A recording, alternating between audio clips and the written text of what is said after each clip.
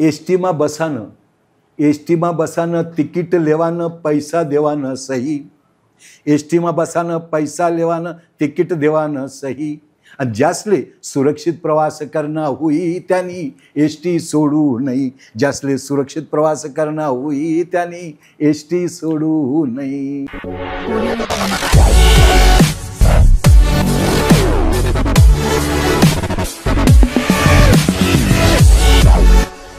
नमस्कार रसिक मित्रांनो, नमस्कार.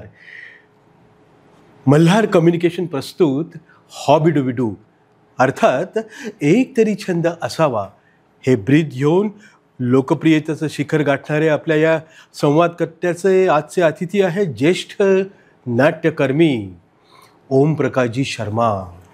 मित्रांनो, आजचा आपला एपिसोड क्रमांक आहे 214.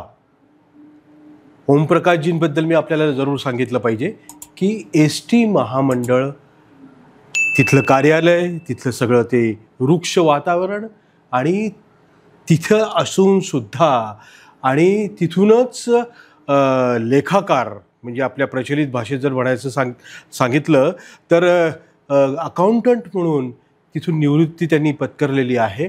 आणि तिथं सगळी नाटकाची वृक्ष वातावरणात तिथं बीजं त्यांनी पेरली, नंतर तिथं हिरवाई निर्माण केलेली आहे.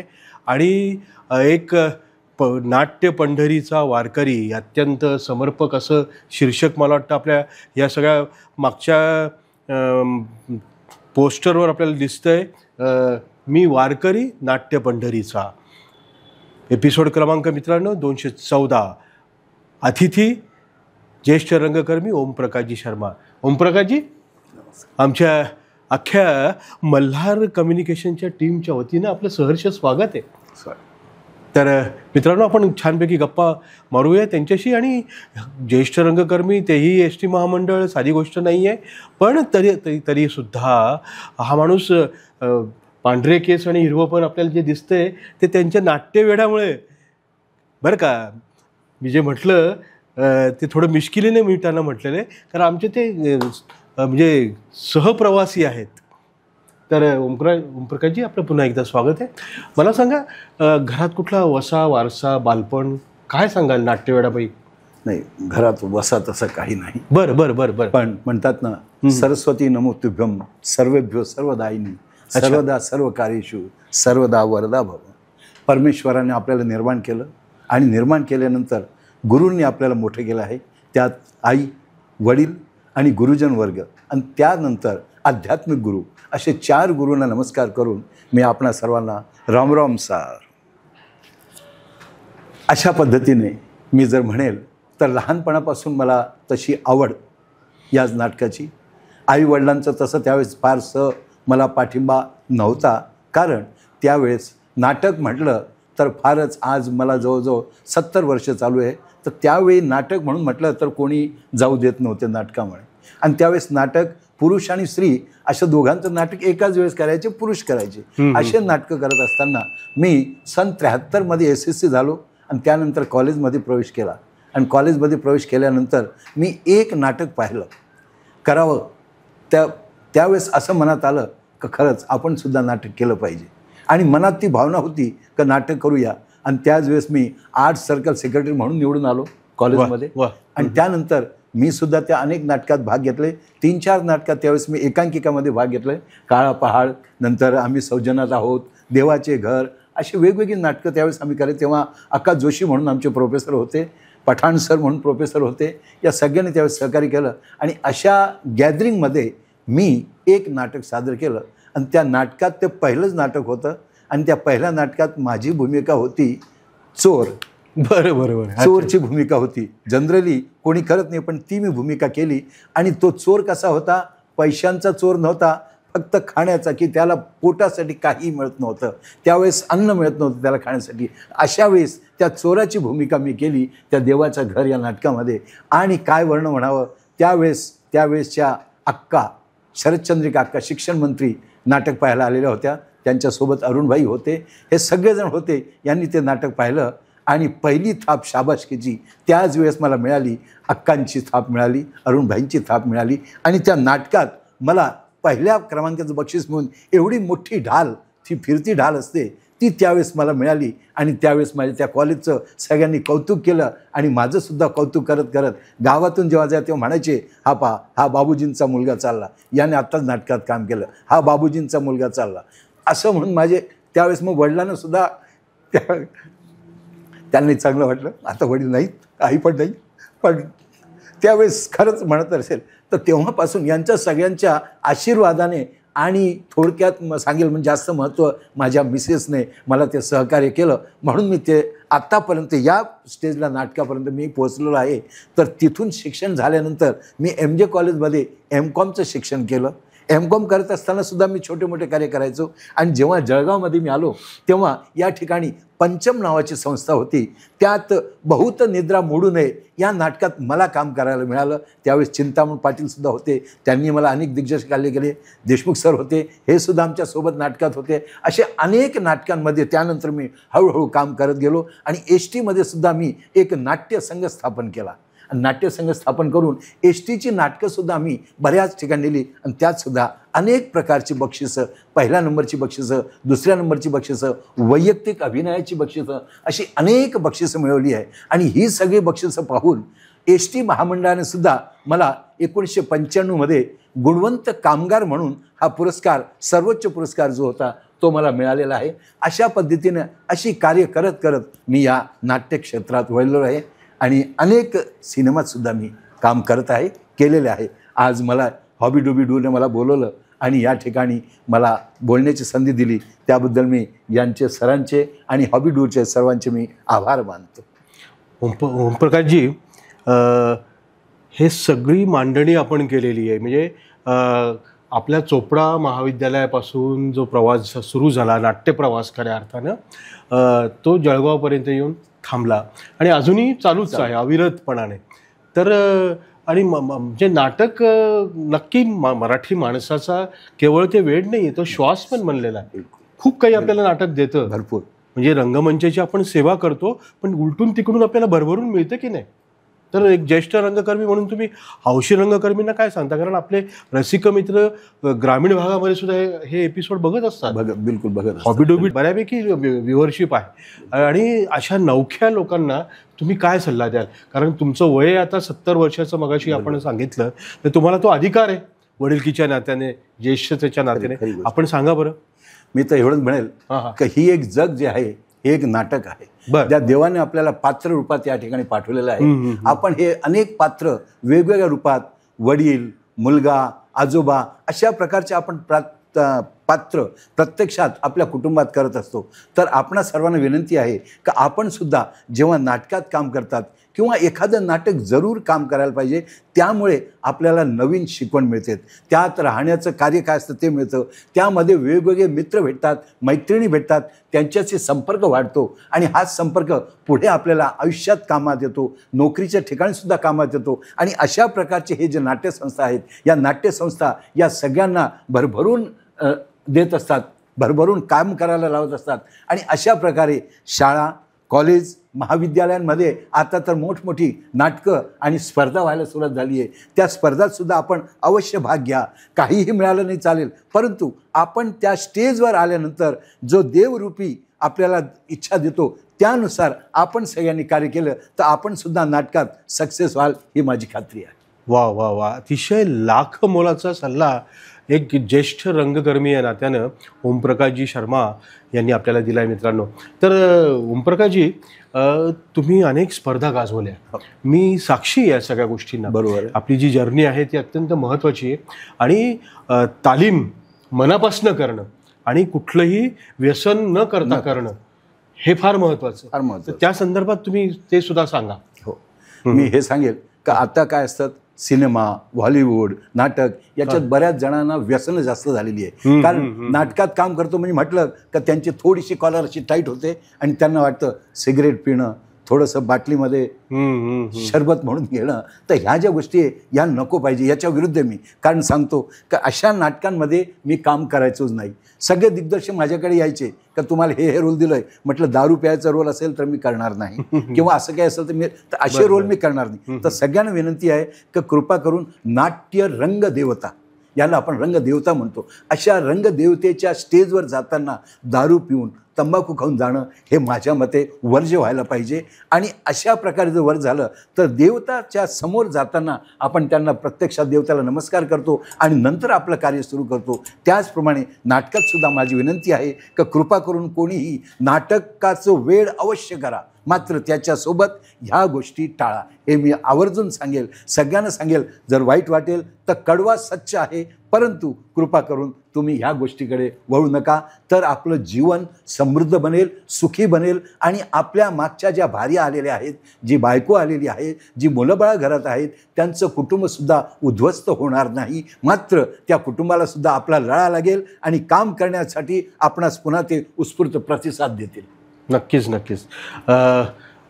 मगाशी तुम्ही आपल्या धर्मपत्नींचा उल्लेख अत्यंत कृतज्ञतेने केला. आईवडिलांना तर आपण मानतोच, त्यांच्याबद्दल म्हणजे आपण त्यांना कृतज्ञतेचा नमस्कार करतो, पण वहिनींच्या बाबतीमध्ये सुद्धा फार महत्त्वाचं आहे.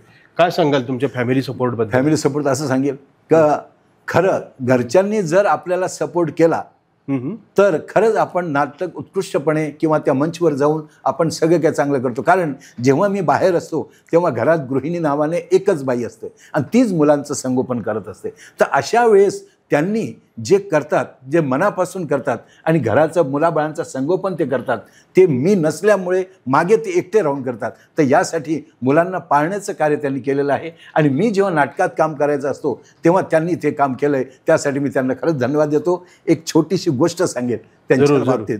एस.टी. महामंडळात नाटक करत असताना अचानक एके दिवशी मला वेळ झाला, रात्रीचे 9-9:30 वाजून गेले. मी घरी पोचलो नाही. त्यावेळेस फोन नव्हते, तर त्यावेळेस मी घरी पोचलो नाही, फोन निरोप पाठवू शकलो नाही.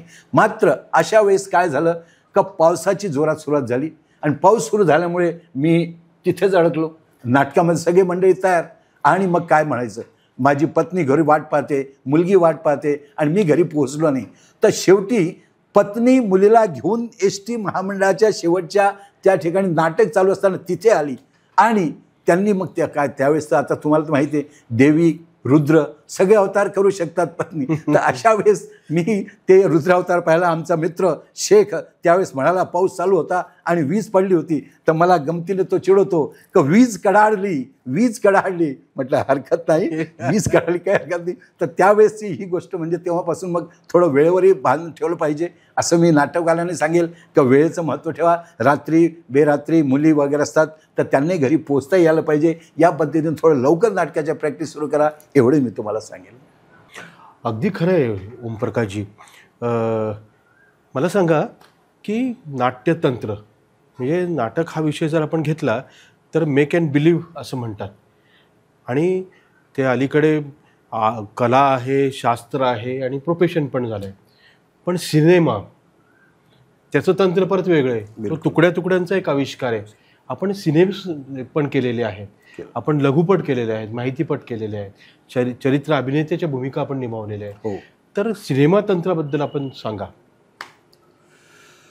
मी काळशेकर आहेत का, नंतर सोपानची आई मुक्ताबाई, नंतर एक छोटीशी जुगलबंदी, अशा अनेक छोट्या मोठ्या शॉर्ट फिल्ममध्ये आणि सिनेमामध्ये मी कामं केलेली आहेत.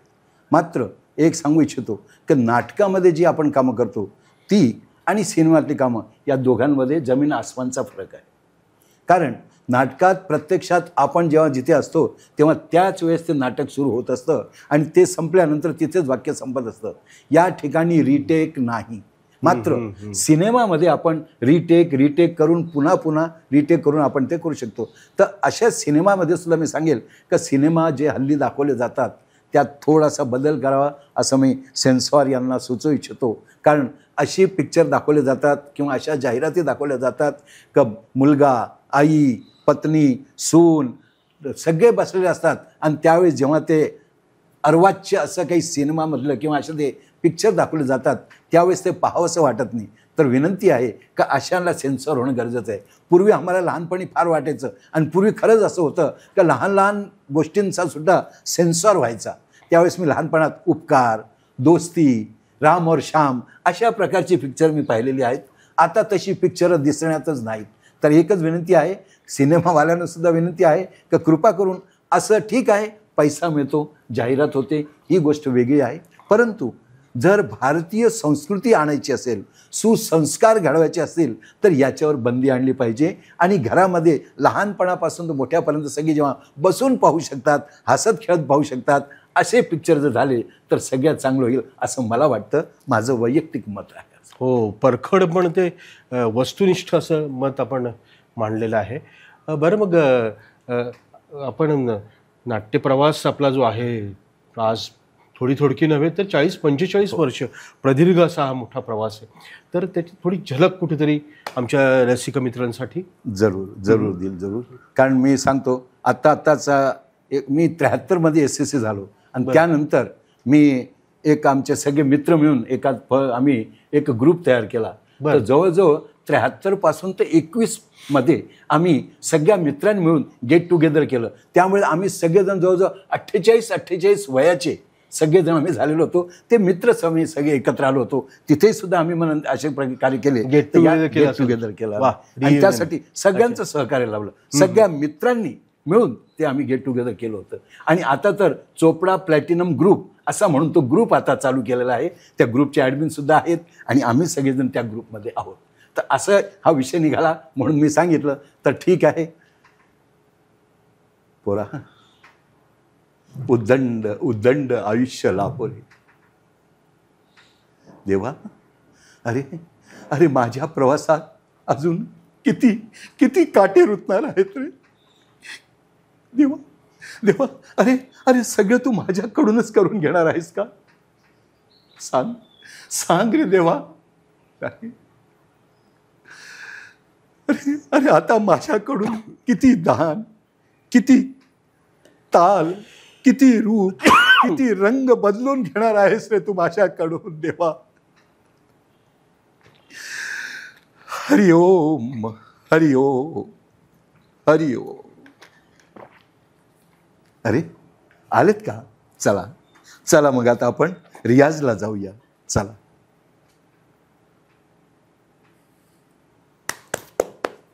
खऱ्या अर्थानं भावस्पर्शी असा अभिनय आणि शब्द पण तितकेच भिडणारे असे शब्द होते. बरं, मग आपण कवी हृदयाचे सुद्धा आहात.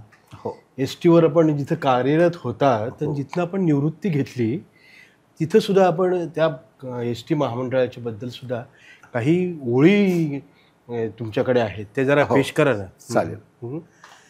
ST महामंडळाचं ब्रीदवाक्य बहुजन हिताय बहुजन सुखाय.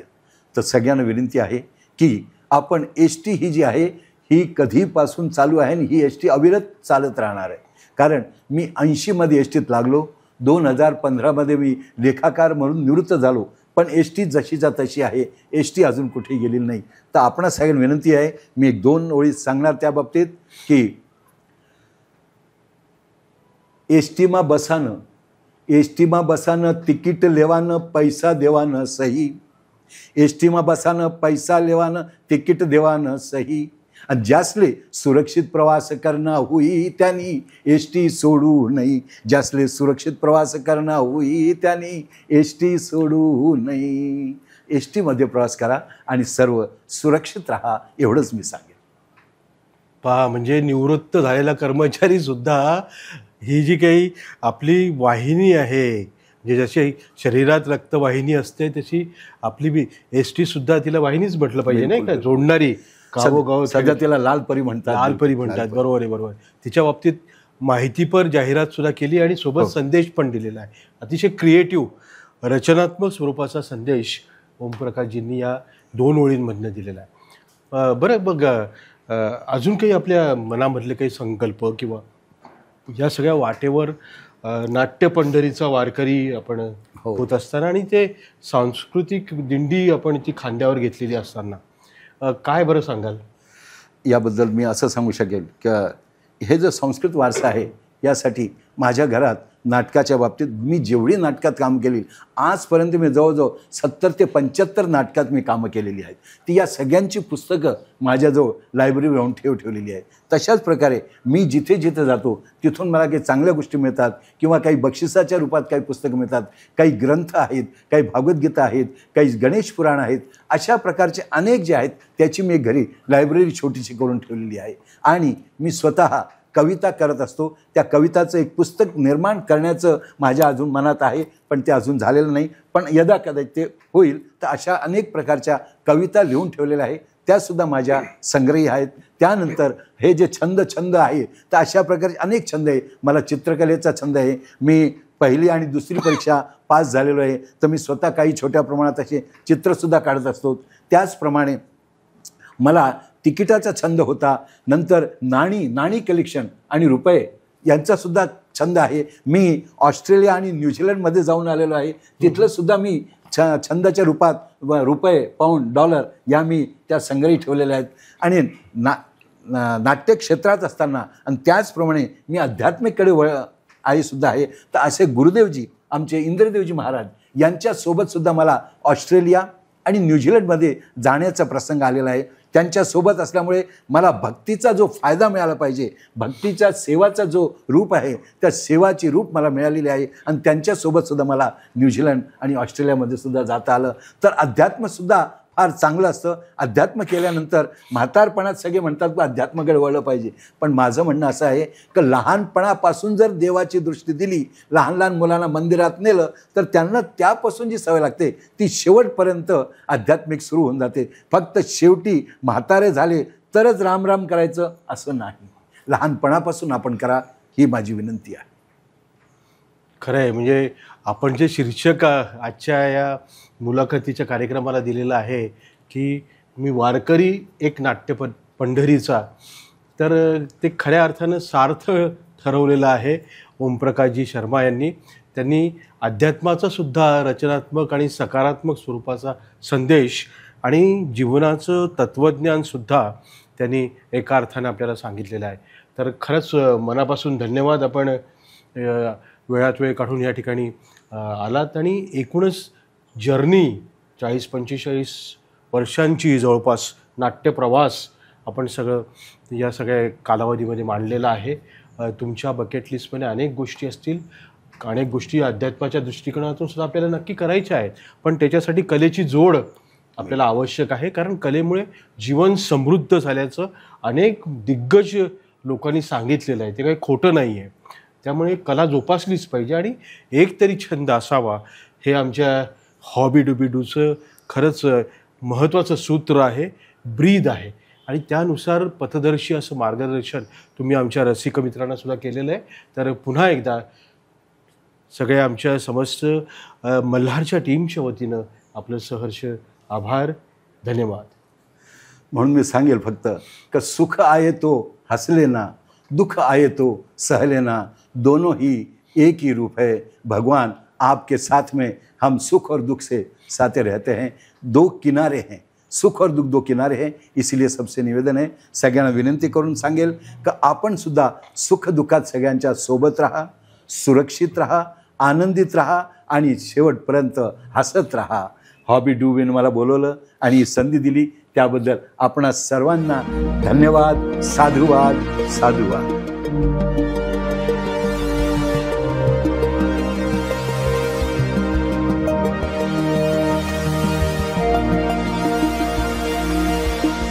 म्हणतात ना, संत येती घरा तोच दिवाळी दसरा. तसंच मी सांगेल का हॉबी डुबी येती घरा तोच आपलाही दिवाळी दसरा. तर हॉबी डूने सुद्धा अनेक कलाकारांना या रूपाने या ठिकाणी बोलवलं आहे. ही एक स्तुत्य असा कार्यक्रम केलेला आहे. त्यामुळे हॉबी डुबीचं जितकं आभार मानावे तितकं थोडंच आहे. कारण हॉबी डॉबीमुळे आमच्यासारखे 70 वर्षाचे सुद्धा आणि 14 वर्षाचे सुद्धा असे सगळे कलाकार या ठिकाणी येतात आणि आपल्यासमोर त्यांचं मत मांडतात आणि आपण सुद्धा सर्वजण या सगळ्यांना भरभरून प्रतिसाद देतात. त्यामुळे हॉबी डुबी डूला आपण पुनश्च एकदा त्यांचं अभिनंदन करूया, त्यांचे आभार मानूया का आपण सर्वजण यूट्यूबद्वारे आम्हा सगळ्यांना सांगतात. तर सगळ्यांना एकच विनंती आहे, जरूर यांना सबस्क्राईब करा. धन्यवाद. Audio Jungle.